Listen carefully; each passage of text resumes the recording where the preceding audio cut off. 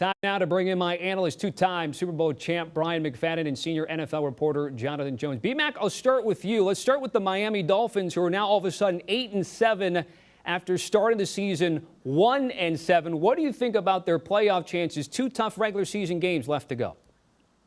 I mean, mathematically, they're still in it. I don't think they will get in. It's been a tremendous end to the season, looking at how horrible they were in the beginning of the year. But I think they set themselves back too much when you look at the playoff race in the AFC.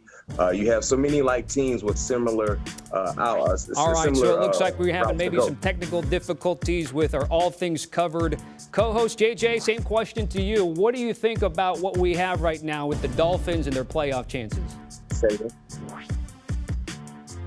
Yeah, I think that when you look at this slate, I think that the top 6 teams are absolutely going to be making the playoffs, and that includes, of course, the Colts and the Patriots, whether they switch spots with their current division leaders or not.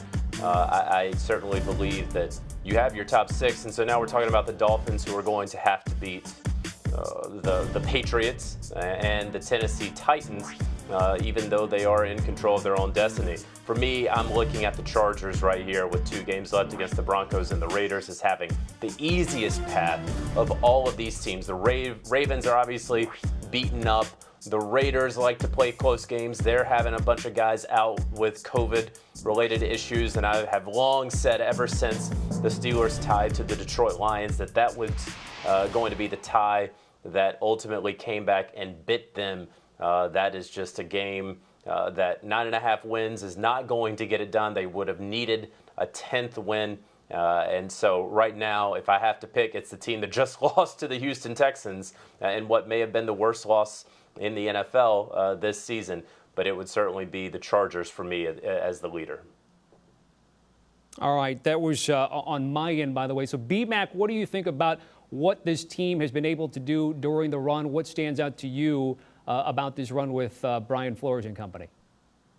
It's a tremendous feel-good story.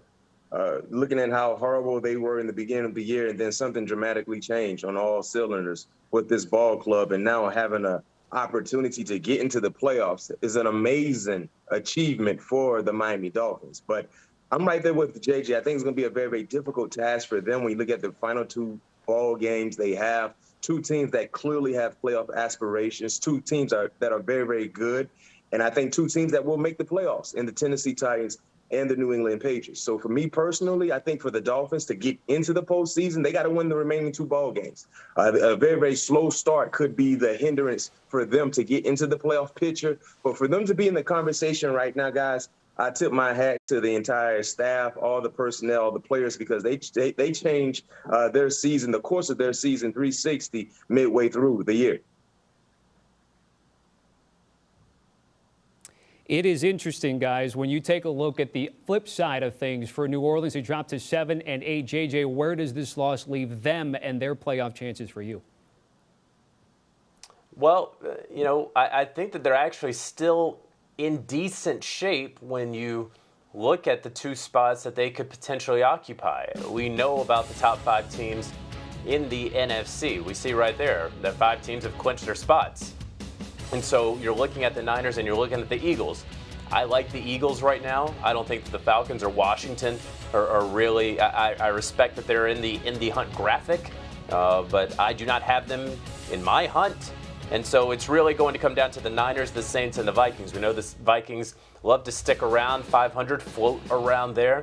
But the Niners, with the Jimmy Garoppolo thumb injury, that's going to be interesting to watch. Are they going to be stuck on 8 wins, getting Trey Lance in there, a guy who hasn't really played in 2 months? Is this going to be an opportunity for the New Orleans Saints when they get their 2 quarterbacks back in Taysom Hill and Trevor Siemian, back from the COVID-19 list, as they get their tackles back, as they get their middle linebacker, as they get the depth along their defensive line and Malcolm Jenkins?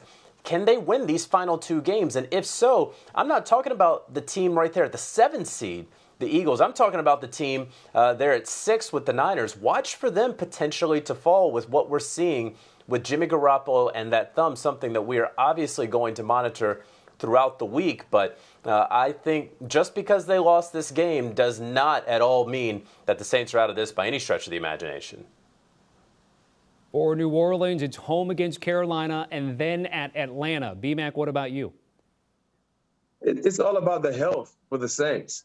I mean, it's not just injury-related health. It's about the COVID-related situation that hampered their production in tonight's ball game against the Miami Dolphins. If the same ball club rolls out this weekend against the Carolina Panthers, they could lose that ball game. And I don't think they have any room for error. So that's my concern with the New Orleans Saints, having 20-plus players on the COVID list tonight, and you get ready to play in a matter of, 6 days. That's a fast turnaround for you to be healthy enough to be able to showcase the type of talent and the type of team you've been throughout this season. So me personally, I don't know if the Saints can get in because I just don't know exactly what they will look like this Sunday against the Carolina Panthers.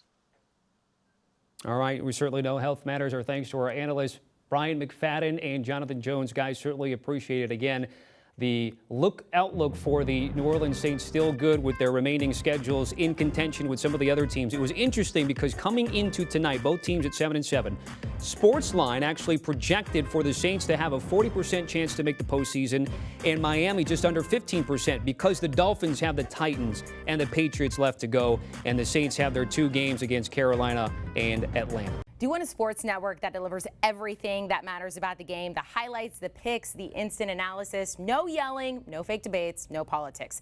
Hit the subscribe button and never miss a moment.